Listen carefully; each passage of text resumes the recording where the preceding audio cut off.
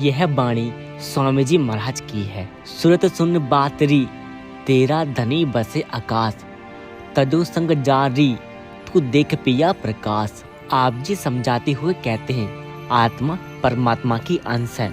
आत्मा और परमात्मा का आपस में प्यार का रिश्ता है।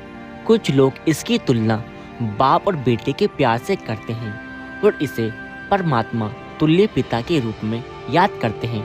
श्री रामकृष्ण इसको माँ और बेटे के रिश्ते से पुकारते हैं और देवी को दिव्य और जगत माता के रूप में याद करते हैं। कबीर साहिब जी, गुरु नानक साहिब जी, स्वामी जी और अन्य संतों ने इसे प्रेमी और प्रेमिका के रिश्ते से याद किया है। इन सब रिश्तों की तह में एक ही भावना है और वह आत्मा और परमात्मा के बीच प्रेम और प्यार का रिश्ता। हालांकि मोह माया के भ्रम और इंद्रियों के भोगों में फंस जाने के कारण हम मालिक के साथ अपने रिश्ते को भूल गए हैं। भौतिक संसार और पिंड के इस स्थूल शरीर में उतरने के दौरान आत्मा ने मन का साथ ले लिया और निचला और बहिर्मुखी रुख अपना लिया। लज्जत का आशिक मन इंद्रियों के मोह जाल में इतनी बुरी तरह फंस गया है कि आत्मा भी उसका साथ लेकर अपना असल घर भूलकर पूरी तरह सांसारिक इच्छाओं और लालसाओं के जाल में फंस गई है। इस तरह मन के बंधनों में उलझी आत्मा को भी अपने कर्मों का हिसाब चुकाने के लिए 84 लाख योनियों में बार बार जन्म लेना पड़ता है। 84 भोगने के बाद जब आत्मा फिर से मनुष्य चोले में आती है तो वह नए कर्म करती है और नए संबंध जोड़ लेती है। इस प्रकार ये बंधन और अधिक मजबूत हो जाते हैं और कर्मों का बोझ हर जन्म के साथ भी भारी होता जाता है। आत्मा अपना रास्ता भूल चुकी है और 84 लाख योनियों वाले इस बहुत बड़े जेल खाने से बाहर निकलने का तरीका नहीं जानती। हमारी यह दुर्दशा देखकर और हमारे दुखों पर तरस आकर संत जन इस नश्वर संसार में दया मेहर करने के उद्देश्य से आते हैं। वे यहाँ से बाहर निकलने का रास्ता दिखाते हैं और जो उनके बताए मार्ग को अपनाते हैं उनकी वे सहायता करते हैं। वे आत्मा और इसके सृजनहार परमात्मा के प्यार के रिश्ते को फिर से जागृत करते हैं तथा उसके साथ मिलाप का मार्ग दिखाते हैं। आत्मा का यह स्वामी कहाँ है और हम उसे कैसे खोज सकते हैं? वह हमारे अंदर है। बेशक वह सर्वव्यापक है और ब्रह्मांड के कण कण में समाया हुआ है, परंतु उसका एहसास हमें केवल तब ही हो सकता है जब हम पहले अपने अंदर उसकी अनुभूति कर लेते हैं। परमात्मा की खोज हमें अपने अंदर ही करनी है। यह शरीर परमात्मा का मंदिर है और हमें इसी पूजा स्थल में यानी शरीर के अंदर तीसरे तिल पर भक्ति करनी है। जंगलों या पहाड़ों की ओर नहीं भागना है। अगर कोई प्रयोगशाला है जिसके अंदर जाकर ही हम मालिक से मिलने की खोज कर सकते हैं तो वह केवल हमारा शरीर है, हमारी देह है। परमात्मा ना तो ग्रंथों में, न गिरजों में, मस्जिदों या मंदिरों में मिलता है और न ही जंगलों में, पहाड़ों पर या तीर्थ स्थानों में मिलता है, बल्कि वह इस नर नारायणी देह में ही मिल सकता है। सब धर्म इस बात से सहमत हैं। बुल्ले शाह कहते हैं खुदा सहारग के करीब है। हिंदू इस शरीर को नर नारायणी देह कहते हैं। गुरु नानक इस शरीर को हरि मंदिर यानी परमात्मा का मंदिर कहते हैं और स्पष्ट शब्दों में घोषित करते हैं कि जो परमात्मा को शरीर से बाहर खोजते हैं वे अपने समय और शक्ति को व्यर्थ में गवा रहे हैं। इसी तरह ईसा मसीह ने भी घोषणा की थी कि हम परमात्मा के जिंदा मंदिर हैं और शाही बादशाह हमारे अंदर है। यहूदी भी इस शरीर को परमात्मा का निवास स्थान मानते हैं। यदि हम जन्म मरण के चक्कर से छुटकारा पाना है और इस जेल खाने से बाहर निकलना है तो हम यह केवल मनुष्य शरीर में ही कर सकते हैं। मनुष्य शरीर 84 की सीढ़ी का सबसे ऊपरी डंडा है। यदि इससे नीचे फिसलते हैं तो हमें फिर से 84 की भूल भुलैया से गुजरना पड़ता है और कौन जानता है कि फिर मनुष्य जन्म मिले ना मिले या कब मिले। यह सवाल न्याय संगत है कि यदि परमात्मा हमारे अंदर है तो हमें नज़र क्यों नहीं आता, हम दुखी क्यों हैं। यह मन ही ऐसी रुकावट है जो हमारी नज़र पर पर्दा डाल देता है और हम उसके अलौकिक प्रकाश को देख नहीं पाते। इस मायावी संसार में मन और माया की गांठ बंधी हुई है। आत्मा मन द्वारा किए जाने वाले कर्मों में शामिल होने के लिए मजबूर है, जिस कारण यह मन के साथ ही नीचे की ओर खींची जाती है। मन और इंद्रियों के द्वारा हम बाहरी संसार से संपर्क करते हैं, लेकिन अफसोस की बात यह है कि मन खुद इंद्रियों का गुलाम बन गया है और इस कारण इसका झुकाव नीचे की तरफ हो गया है। स्वभाव से यही लज्जतों का आशिक मन कभी एक चीज की ओर दौड़ता है तो कभी दूसरे की ओर, लेकिन दुनिया की कोई चीज इसे हमेशा या लंबे अरसे के लिए बांध नहीं सकती। अगर हम मन को दुनिया के विषय भोगों से हटा सके और इसे अंदर ले जाएं, तो यह दिव्य धुन को पकड़ लेगा जो हम सबके अंदर धुनकार दे रही है।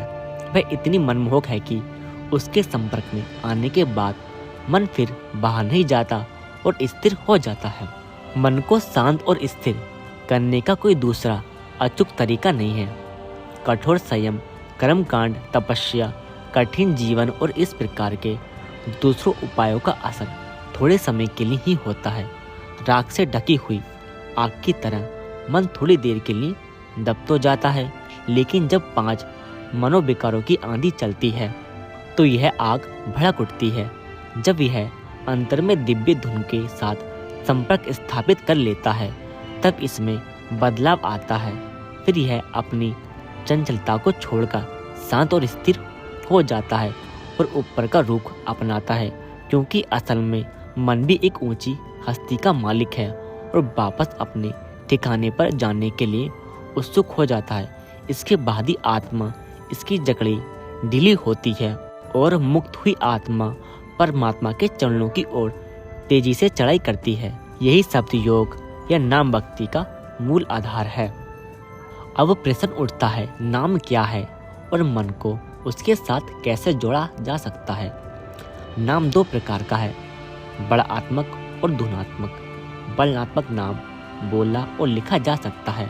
इसका संबंध संसार के किसी विषय, समय या स्रोत के साथ होता है। अनेक संतों ने अपनी भक्ति और निष्ठा के अनुसार परमात्मा को अनेक नाम दिए हैं। ये सब वर्णनात्मक नाम हैं। उनमें से कुछ उपयोग में न आने के कारण समय के साथ भुलाए जा चुके हैं। इसी प्रकार आने वाले समय में कुछ नामों को भुला दिया जाएगा, जबकि भविष्य में परमात्मा को नए नामों से याद किया जा सकता है। वे सारे नाम जो बोले या लिखे जाते हैं, जैसे ईश्वर, राम, हरि, वाहिगुरु और अल्लाह, वर्णनात्मक नाम है, परंतु धुनात्मक नाम समय और स्थान की सीमा में नहीं है, जो कुछ ब्रह्मांड में नजर आता है। समय और स्थान भी शामिल हैं, धुनात्मक नाम से ही उत्पन्न हुए हैं। फिर यह किस तरह समय और स्थान की सीमा में बंध सकता है। जो लक्ष्य है, वर्णनात्मक नाम जो साधन है उसको लक्ष्य समझ लेते हैं और कट्टर बन जाते हैं। हिंदू राम और हरि कहकर याद करते हैं, मुसलमान अल्लाह कहकर और सिख वाहिगुरु कहकर वे लक्ष्य को भूलकर स्थानों के ऊपर झगड़ते हैं। परमात्मा आदि जुगादि से एक है और एक ही रहेगा। आत्मा में भी किसी जाति, संप्रदाय, देश और समय का भेदभाव नहीं है। यह सब बाहरी भेदभाव अज्ञानता, अहम भाव के ही परिणाम है। हमें वर्णनात्मक नाम के जरिए धुनात्मक नाम को पाने की कोशिश करनी चाहिए और आपस में झगड़ा नहीं करना चाहिए। लेकिन जब वे इस संसार से चले जाते हैं तो उनके शिष्य उनकी बुनियाद शिक्षा को भूलकर कर्मकांड और संप्रदायवाद के आधार पर प्रचार करना शुरू कर देते हैं। वह शक्ति जिसे हम शब्द कहते हैं कहाँ है? वह धर्म ग्रंथों में नहीं मिल सकता। धर्म ग्रंथों में उन संतों, महात्माओं, पैगंबरों और मुर्शिदों के अनुभव अंकित हैं जिन्होंने अपने गुरु के मार्गदर्शन और उनकी दया मेहर से नाम की प्राप्ति की। उन्होंने अपने अनुभव दूसरे लोगों के लाभ और मार्गदर्शन के लिए कलमबंद किए हैं।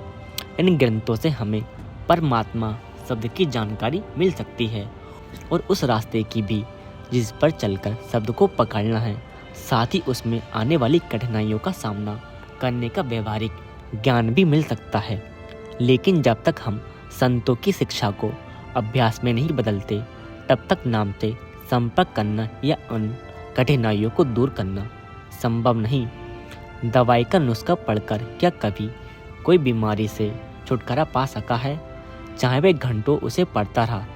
यदि हम स्वस्थ होना चाहते हैं तो नुस्खे के अनुसार सही दवाई लाकर उसका प्रयोग करना चाहिए। केवल अपने मनपसंद भोजन का नाम दोहराने से क्या हमारी भूख मिट सकती है? भूख तो तभी ही मिटेगी जब हम भोजन तैयार करके उसे खाते हैं। इसी प्रकार जब हम धर्मग्रंथों की शिक्षा पर अमल करते हैं, तब हम ध्वन्यात्मक नाम से संपर्क कर सकेंगे और शब्द के परम आनंद का अनुभव करने के योग्य हो जाएंगे। केवल टाइम टेबल पढ़कर हम संगली से कोलकाता नहीं पहुंच सकते। धर्मग्रंथों में नाम और उसकी प्राप्ति के परम आनंद के अनुभव और उपदेश होते हैं। उन्हें पढ़कर हमें प्रेरणा मिलती है और हमारे मन में नाम के लिए प्रेम भावना जागृत होती है। लेकिन नाम तो केवल धर्मग्रंथों के उपदेश पर चलकर और उनकी शिक्षा के अनुसार अमल करके ही प्राप्त किया जा सकता है। धर्मग्रंथों के अध्ययन की आलोचना कभी नहीं करनी चाहिए, बल्कि बढ़ावा देना चाहिए, क्योंकि यह मन को निर्मल करते हैं और नाम से जुड़ने के लिए हमारे मन में शौक पैदा करते हैं। हालांकि यही सब कुछ नहीं है, यह तो बर्तन को साफ करने के समान है, लेकिन उसके अंदर कुछ रखना भी तो चाहिए। इससे पहले कि मन को नाम से भरा जा सके, धार्मिक पुस्तकें पढ़कर और सद्गुरु की सेवा करके मन को निर्मल करना चाहिए। परंतु यदि सारा जीवन धार्मिक पुस्तकें पढ़ने में ही व्यतीत हो जाए तो नाम के अमृत से यह कब भरेगा? नाम के अमृत से इसे भरना ही सबसे महत्वपूर्ण लक्ष्य है। हमें नाम की तलाश में कहीं दूर नहीं जाना पड़ता, क्योंकि वह हमारे अंतर में है। हमारे शरीर का वह हिस्सा जो आँखों के ऊपर है, नाम का मकाम है। आँखों के नीचे शरीर में 9 द्वार हैं, जिनके जरिए मन सारी दुनिया में बाहर फैला हुआ है और इसे उनमें भटकते रहने की छूट देनी चाहिए। इसे संसार और इन 9 द्वारों से समेटकर वापस आँखों के केंद्र तीसरे तिल पर, जो मनुष्य शरीर में मन और आत्मा का ठिकाना है, लाकर स्थिर करना है। यहाँ से हमें ऊपर की ओर जाना है। मन आँखों के बीच तीसरे तिल पर शब्द से जुड़ जाएगा और वहाँ उसकी मीठी सुरीली आवाज़ को सुनेगा। यह शब्द कहाँ से उत्पन्न हुआ और कहाँ से आता है? यह सचखंड यानी सतलोक से आता है, जिसे सतदेश भी कहते हैं। जब मन शब्द से जुड़ जाएगा, तब आत्मा भी ऊपर जाएगी और मंजिल दर मंजिल सतदेश पहुंचकर जन्म मरण के चक्कर से सदा के लिए आजाद हो जाएगी। तब मन भी अपने घर त्रिकुटी में बस जाएगा और वहाँ शब्द का परम आनंद लेगा। तब वह इंद्रियों के भोगों की लालसा नहीं करेगा। जिसे हीरे और मोती मिल जाएं, वह रुपयों और पैसों की परवाह क्यों करेगा? जिसे स्वादिष्ट भोजन मिल रहा हो, वह बेस्वाद भोजन क्यों करेगा? मन को इंद्रियों के भोगों के मोह से कड़े संयम और तप के द्वारा पूरी तरह जड़ से निकालना संभव नहीं हो सकता। मन की तृष्णाओं को शब्द की लज्जत देकर ही नष्ट किया जा सकता है। यद्यपि नाम हमारे अंदर है, हम इसे बिना किसी की सहायता के केवल अपने प्रयत्नों से प्राप्त नहीं कर सकते। मालिक ने नाम हमारे अंदर रखा है, पर उसकी कुंजी संत सद्गुरुओं के पास रखी है और केवल वही हमारे मन को शब्द के साथ जोड़ सकते हैं। किताबें पढ़कर इस रास्ते का पता नहीं लगाया जा सकता। कोई भी विज्ञान केवल किताबों के जरिए अच्छी तरह नहीं सीखा जा सकता। एक गुरु होना जरूरी है। केवल दवाइयों के बारे में किताबें पढ़कर आप डॉक्टर नहीं बन सकते। सही इलाज का ज्ञान केवल किताबें पढ़ने से प्राप्त नहीं होता, बल्कि एक निपुण गुरु की निगरानी में काफ़ी लंबे समय तक अभ्यास करते रहने से मिलता है। सद्गुरु शब्द की विद्या का ज्ञान देने वाले विशेषज्ञ हैं। वे हमारी अविकसित प्रतिभा और समझ को जागृत करते हैं। केवल वे हमारे मन को ठीक नुक्ते पर स्थिर करके शब्द से जोड़ना सिखा सकते हैं, उनका मार्गदर्शन नितांत आवश्यक है, पर वे बाहर से हमारे अंदर कुछ नहीं डालते। जैसे पहले कहा गया है, नाम सबके अंदर मौजूद है। हमें अपने मन को इंद्रियों के भोगों से हटाना है और उसे नाम के साथ जोड़ना है।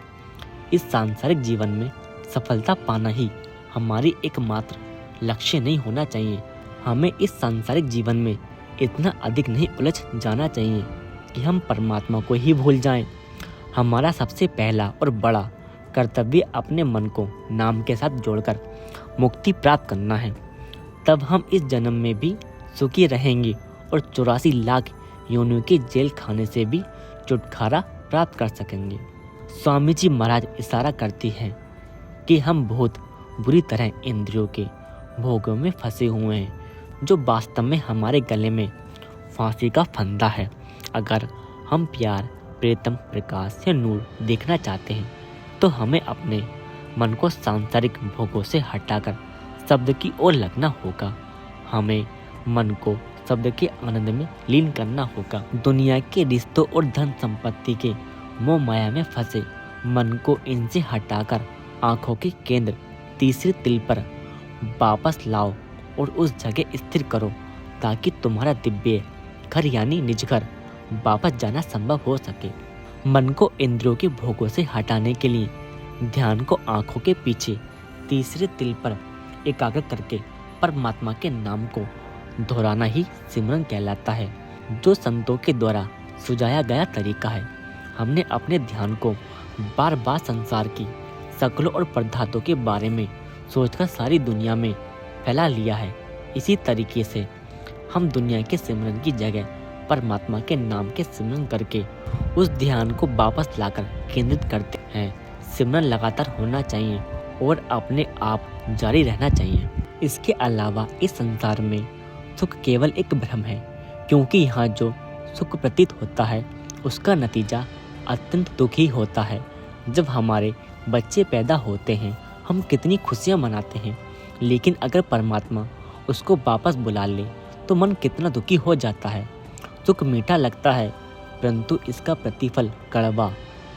हम कड़ी मेहनत करके धन संपत्ति इकट्ठी करते हैं, अगर यह हाथों से निकल जाए तो मन कितना अधिक दुखी हो जाता है। केवल एक ही आनंद, एक ही सुख ऐसा है जिसकी कोई प्रतिक्रिया नहीं है, और वह शब्द का परम सुख। शब्द के साथ प्रेम का अर्थ है अपने प्यार पिता परमेश्वर से प्रेम करना। इसके बाद कोई दुख नहीं होता। सच्चा सुख प्राप्त करने के लिए आत्मा का सचखंड पहुंचना जरूरी है, जहां से ये आई है। तीसरा तल दोनों आंखों के ऊपर और पीछे वह द्वार है जो घर वापस जाने का रास्ता है। हम इस द्वार में केवल तभी दाखिल हो सकते हैं जब हम शरीर के 9 द्वारों से अपने ख्याल को समेट लें। सभी संतों ने हमें इन सच्चाइयों का विश्वास दिलाया है। हमें उनके वचनों पर विश्वास करके उनके उपदेश पर अमल करना चाहिए। कबीर साहिब, गुरु नानक साहिब, दादू साहिब, सब महान संत सद्गुरु ने इसी रुचि की शिक्षा दी है। हमें उनके अनुभव से लाभ उठाना चाहिए। अगर हम सब दुनिया के जीव अपने अपने प्रयोग करने शुरू कर दें तो दुनिया कभी उत्थित नहीं कर सकती। अगर संतों के अनुभव से लाभ उठाकर आगे चलेंगे तो हम पूरा लाभ उठा सकेंगे। हम सब दुनिया के जीव कर्मों की बेड़ियों में जकड़े हुए हैं। क्या राजा, क्या प्रजा, क्या अमीर, क्या गरीब, क्या स्त्री, क्या पुरुष, दुनिया के सब जीवों को अपने अपने कर्मों का हिसाब देकर इस कर्ज को चुकाना है। ये कर्म पिछले कर्मों के परिणाम हैं जो हमें इस शरीर के जेल खाने में कैद रखते हैं। यदि हम अच्छे कर्म करते हैं, राजा महाराजा, सेठ साहूकार बनकर आ जाते हैं, पर ये जन्म मरण के चक्कर से मुक्ति नहीं दिलाते। सी क्लास के कैदी होने के बजाय एक क्लास के कैदी बन जाते हैं, लेकिन फिर भी रहते तो हम जेल में ही हैं। वास्तव में कर्म रहित हो जाना या कोई भी कर्म न करना बहुत कठिन है। शब्द अभ्यासी कर्मों का निष्फल करने का एक अचूक तरीका है। शब्द मन और माया के पार के मंडलों से आता है। वह सब कर्मों का नाश करता है और आत्मा को सारे निकृष्ट प्रभावों से मुक्त करता है। यदि हम अपने आप को शब्द के हवाले कर दें तो हम इसके मूल स्रोत परमेश्वर तक पहुंच सकेंगे। इसलिए अपने आप को परमेश्वर की भक्ति में लगाएं। जो आत्मा का स्वामी है वह आत्मा को परमात्मा में विलीन कर दे।